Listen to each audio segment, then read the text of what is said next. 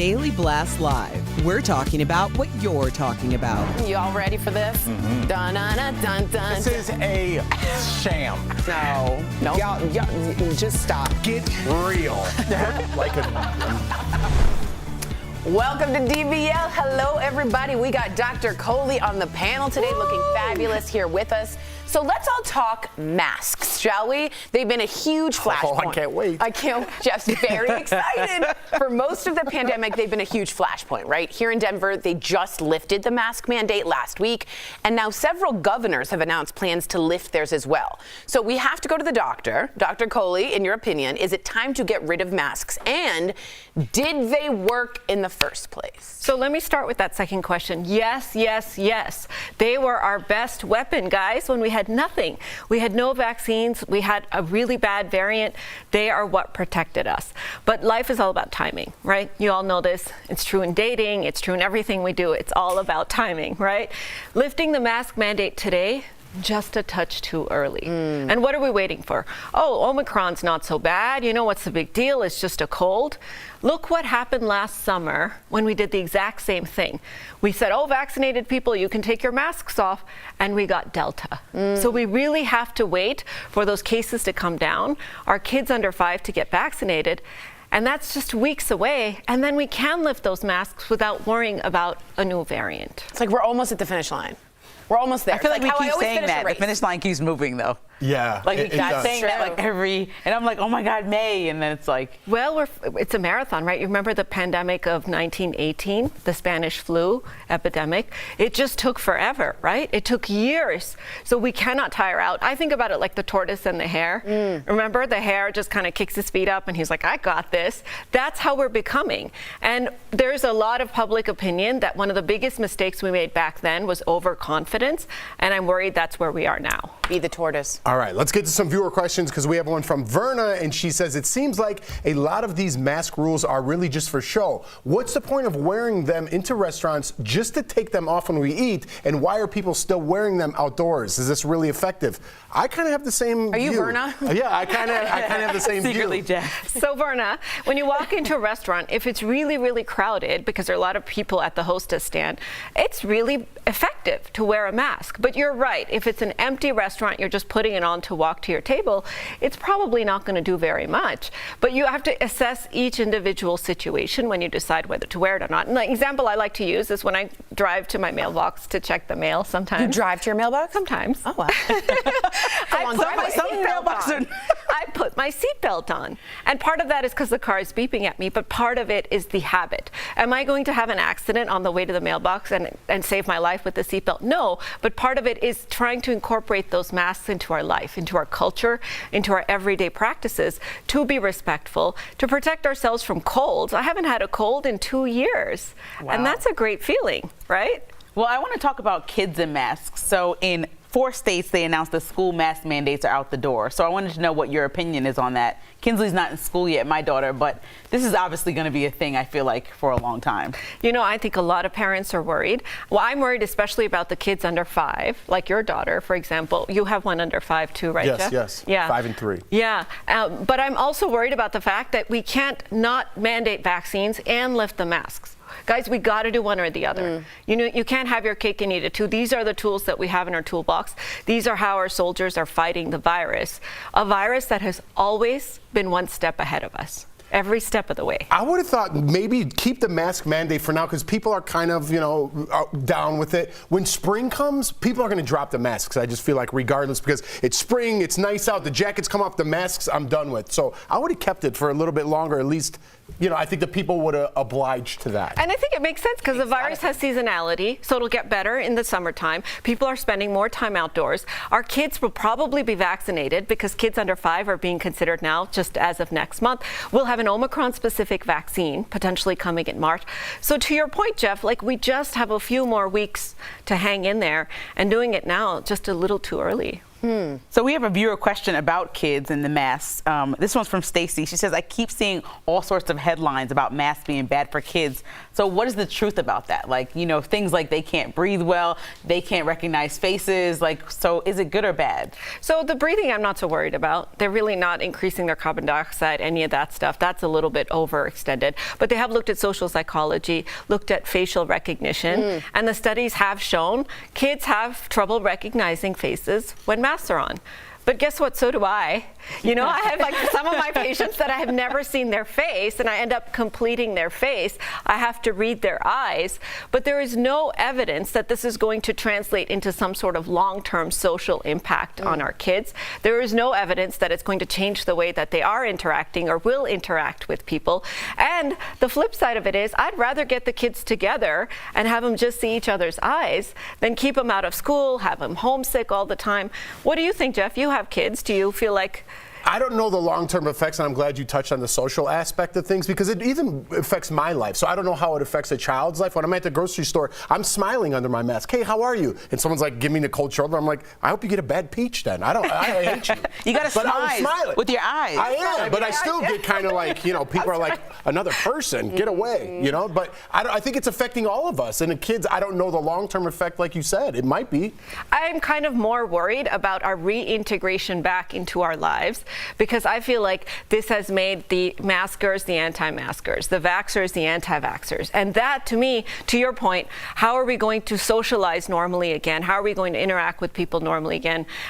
Whenever I go to a business meeting or something, it's always like, do you want the elbow, or do you want super the fist, awkward, or do you want it wait? You know, it's just become difficult. Yeah. So to me, I think the social piece of it is what is more probably going to have a lasting impact, but I don't think physically it's going to have any problem. Okay, that's good to know. Let's talk about vaccines for a minute. That's not a hot topic. I'm kidding. Are the vaccines really our best tool in ending this pandemic? My initial response would be yes. They are the only tool. If we want to get rid of the mask, we want to be social again, we want to get our lives back together, the vaccines are going to do it. And not just the one-time vaccine, hey, I got it, I'm done. You're going to have to get that booster probably every year. You're going to have to continue to make sure it doesn't turn into the flu where, you know, 2 out of 3 people don't end up getting a flu shot every year. Wow. That cannot happen with this, because we want to continue to keep it at bay. Do you think we'll ever look back on this like we do like the bird flu and say, oh, wow, like remember SARS? that? Yeah, something like that. Like, remember that time? Do you think that will ever happen with what's going on now? It will happen. Really? I promise it will happen. We are not stuck in this forever. We just cannot fatigue ourselves out right now. But don't you think we're more politicized in this? I hate to like disagree, but that's the difference between like SARS and this. It's like people take sides about a mask instead of realizing it's a medical necessity, right? I think it impacted our lives so fundamentally. Every single person has been impacted by this so fundamentally that it really polarized people. Yeah. But to Jeff's point, I mean, we had world wars, we had, you know, nuclear wars, we had all these things happen, and life bounced back. We are resilient, and we are going to get over this. And maybe next year at this time, next Valentine's Day, we might be sitting here saying, oh yeah, you remember that pandemic? Yeah, right. Yeah, I don't think so. Do you ever think we'll get to a place as Americans where we cancel Valentine's Day because it's stupid? Oh my God. I love Valentine's Day. Oh, sorry. That was a question from Bill. No. Let me read this. Bill has a question. Bill asks, when can we get back to normal and start living our lives? For those of us who are responsible, why are we continuing to sacrifice just so people who don't want to get vaccinated can be protected? That sounds like Tori. It does. You guys bugged out and we obviously had no questions. So first of all, Bill, Valentine's Day is the best day of the year. It's coming from a cardiologist. It's a day to celebrate love and the heart. That's exactly right. But secondly, just remember, this is not about you, it's about us. You know, we have to keep remembering that just for a little bit longer. And yes, it feels like a sacrifice, but you know what? If we're fighting a war together and the soldier decides to start fighting for the other team or doing his own thing, everybody loses. We get a new variant. We start all over. Yeah, God. And don't cancel Valentine's Day. Who hurt you? Who hurt you? Valentine's Day is stupid, and it's on the list. Wait, on another segment, I want to list. talk about why the heart is shaped like a heart and not like a heart. Good one, If I'm running for president, Valentine's Day, gone. Monday after Super Bowl, off. All right, coming up on DBL. Don't run for president. Jeff and his cold heart. Our interview with the lovely Vivica A. Fox, why she's still one of the busiest women in Oh, Hollywood. please give me flowers for something I don't deserve. And did Lady Gaga get snubbed by the Oscars? We've got the surprises from from this morning's nominations announcement. Gaga, ooh la la. Closed captioning provided by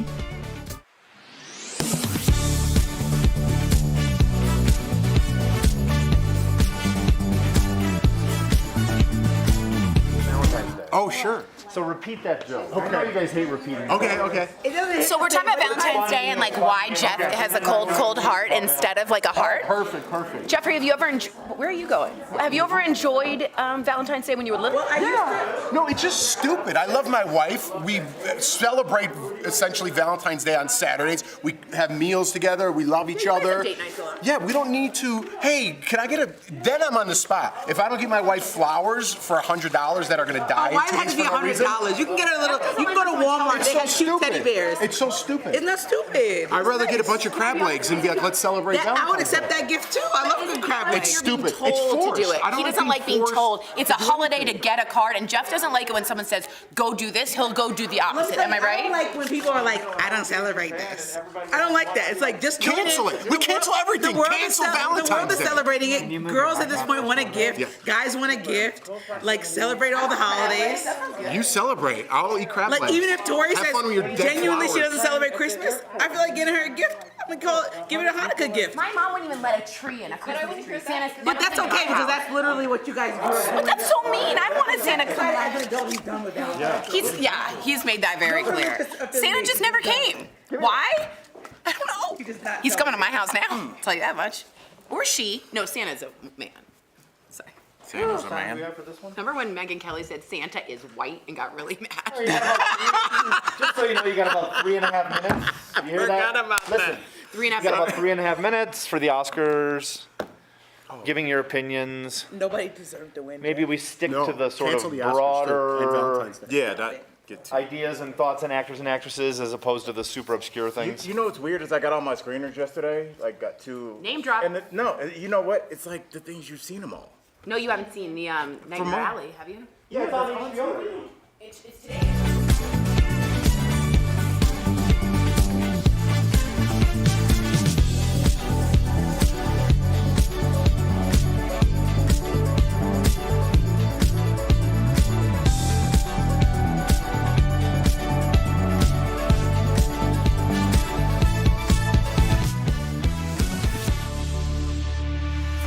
Welcome back. We are trading one real doctor for our fake doctor. Al, how are you? I'll take fake doctors. As long as the word doctor's in there. The I feel like a doctor's win. in there. I love it. All right. Dr. Al Dre.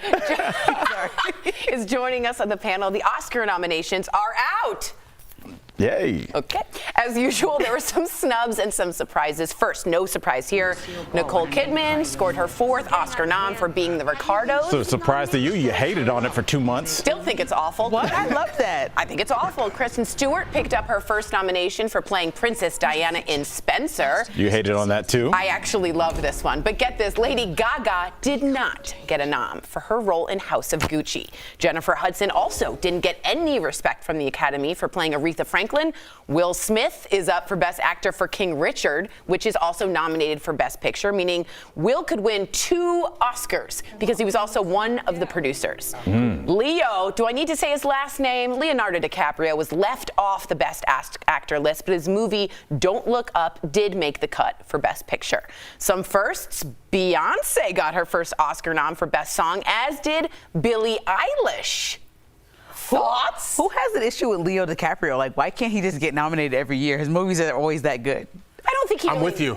Who has the problem with him? I just really, he obviously has somebody has a vendetta. I think the people that I'm assuming these are human beings that are voting on this. Correct, not robots. And we've Yes. seen this in sports as well, the Baseball Hall of Fame, football. Sometimes if a player is not friendly with the media, when it comes time for Hall of Fame, they're like, oh, remember when you called me a jerk on TV? Well, now I'm going to decide your fate. And I don't know what happened, but there seems to be something going on with Leo because everyone loves him universally and has for 20, 25 years. Where's his award?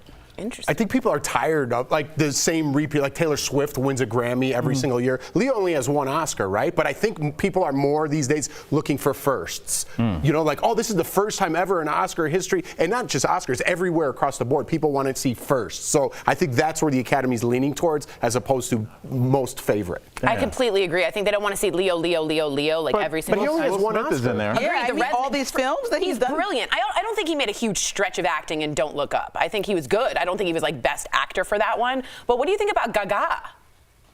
I didn't see that one, but I'm really annoyed that you don't like being the Ricardos with Nicole Kidman.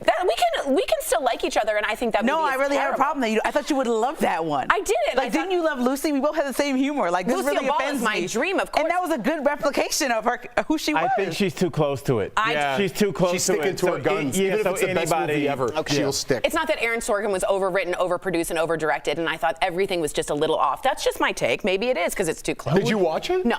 You didn't Yes, watch I did. it? Yes, I did. Yes, I did watch Being the Ricardos. Yes, I did. And I thought that Jennifer Hudson, Respect was really good, and it was disrespectful to not even nominate her at all. Ooh, I like it. That was clever. That was a Tory joke. Can I get a laugh? Can I get a laugh? Actually, that was just a good line. Yeah, that was good. Disrespectful. I love it. Coming up on DBL, our interview, Vivica A. Fox. Is there a chance for another Two Can Play at That Game movie? I loved that movie.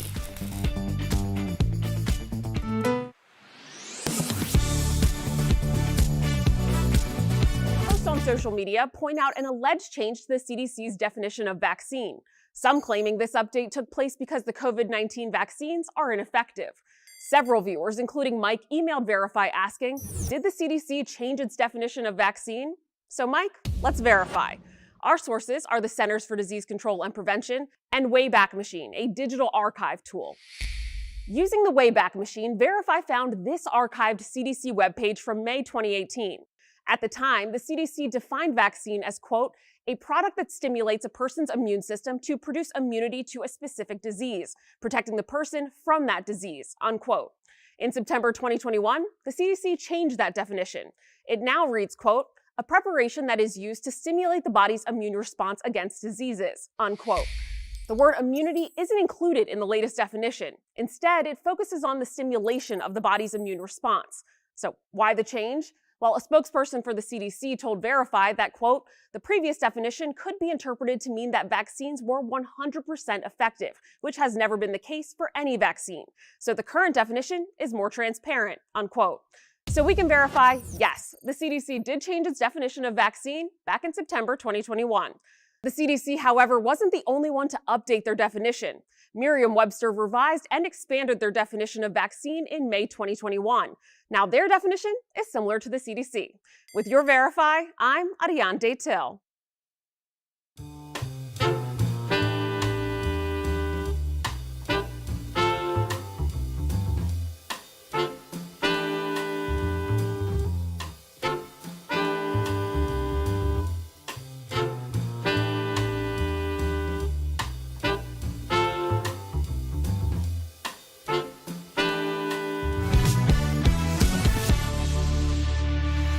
Welcome back to DBL. She's an actress, a producer, a director, an author, and entrepreneur. A woman who has found the fountain of youth and has a busier work schedule than half of Hollywood. Earlier, we spoke with the Miss Vivica A. Fox. Please welcome back to the show, Miss Vivica A. Fox. Yes. Okay, so you are an outspoken fan of Janet Jackson and her family. We've been talking about the documentary. We all ate it up. Love Miss Janet. What did you think of Janet's recent documentary? I thought it was awesome. I was very happy to see how transparent Janet was, and that she wasn't afraid to share some of those like behind the scenes things that all of us had questions about. I love when she went and visited Michael's house in Las Vegas, and you got to see just those real moments that she showed us that, hey, this was my big brother. And, you know, I've had experiences just like you guys have had too, but it's just been in the public eye. Yeah, well said. Did anything surprise you in it? That Jermaine Dupri cheated on her? Hello? What? Hello? Erica. Can we talk about that? Lady, what? We were all sitting at home like, and then when he giggled after, I was like, did he? I know. Did he just? I know. I know that I did not hear that right. Can I tell you, I think for JD, I think it was a nervous laugh. It was really just to cover. Because trust me, he messed all the way up. I mean, where do you go from there?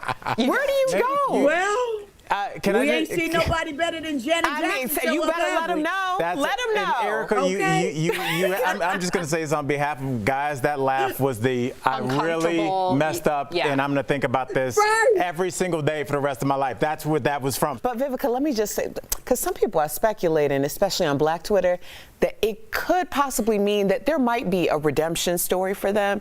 You think there's any truth to that? Never say never. Ben and Jennifer got back together. Never say never. Ooh, a 2.0. A 2.0. I like it. He seems grown up now. Okay, so let's talk about you. Because last month on Instagram, because I'm a follower, you teased about doing a reboot of Two Can Play That Game. So is this a real possibility? Girl, you know how so many times you like, look here, I'm going to mention it every interview that I got, and sooner or later somebody is going to listen. I have been wanting to do a reboot of Two Can Play That Game forever. I would love for the audience to see what Morris Chestnut, Vivica Fox, Anthony Anderson, Wendy Williams, Wendy Raquel Robinson, Tamala Jones, Monique are doing 20 years later. Yes. We need to get a reboot and find out what is going on with Shantae and Keith. Okay, all right. So moving on from there. And we all still look good. And we have eyes, honey. Yeah. We have eyes. We can see. But let's lay it out. This is the power of manifestation. All the dreams come true in 2022. Yes. So dating rules in the movie, because dating rules have changed since it was originally released in 2001. So what would be a new rule to add today? If he doesn't text back under a day and a half, kick his to the curb.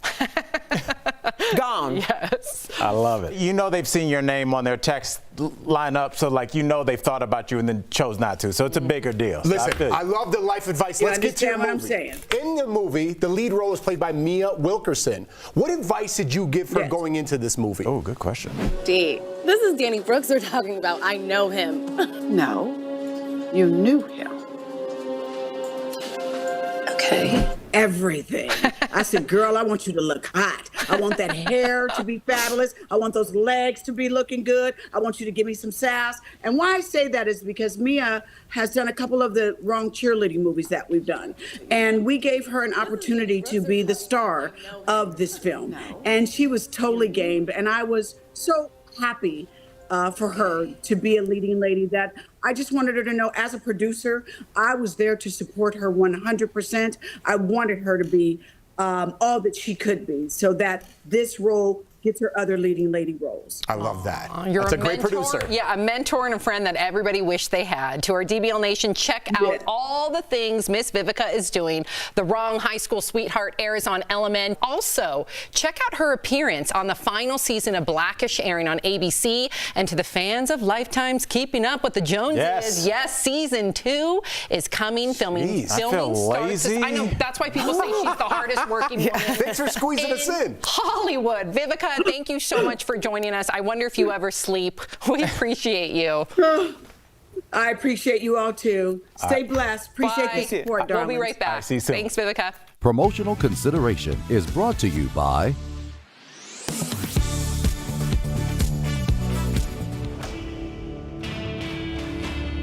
The internet can serve up some pretty strange claims. Take it from us. The Verified team sees social media at its best and at its worst.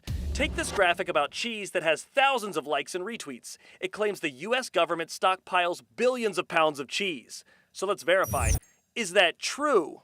To start, we went to agricultural economist Christopher Wolf from Cornell University. The most recent cold storage report says 1.3 billion pounds of cheese in storage, and that's a lot of cheese. Wolf says that behemoth bounty of cheese gets stored in public and private warehouses across the country, all to meet the country's cheese needs. Keep in mind that we consume, as a country, almost 13.5 billion pounds of cheese a year.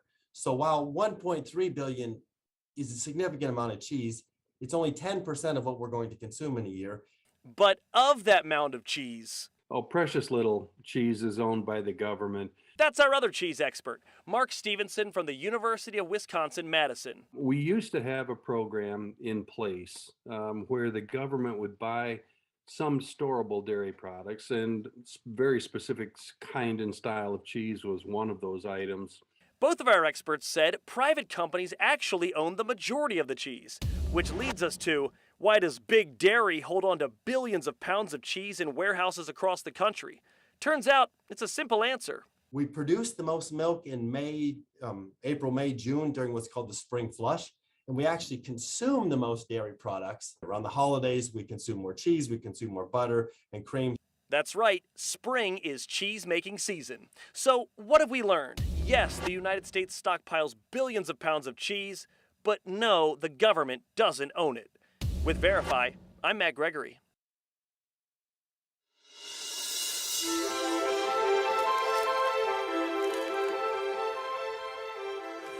Curling is the shuffleboard of the Winter Games. There are men's, women's, and mixed team tournaments. Each men's and women's match has 10 rounds called ends. Mixed doubles matches have 8 ends. In each end, teams alternate sliding 8 44-pound polished granite stones down a long sheet of ice. The ice is not smooth. Small droplets of water are frozen on the surface. These allow the stones to curl. Teams aim for a target called the house. The bullseye is called the button. Teams use brooms to sweep the ice and manipulate the stone's speed and direction. Only the team that has stones closest to the button gets points in that end. For example, if Team A has 2 stones on the button, Team B has 1 stone outside of it, Team A gets 2 points, Team B gets none. If neither team has a stone in the house, nobody scores. If a team thinks it's too far behind to win the match, it may concede.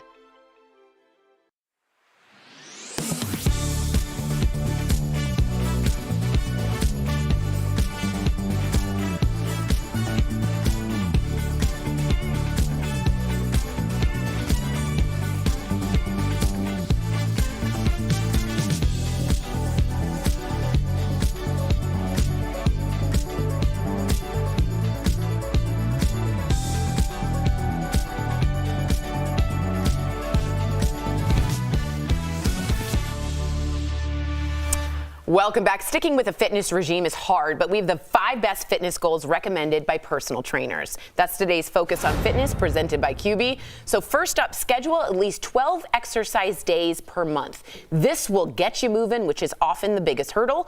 Next, not every workout may be your style, so don't be afraid to try something new. Third, start walking. Try to average 10,000 steps per day. I'm doing some power walking.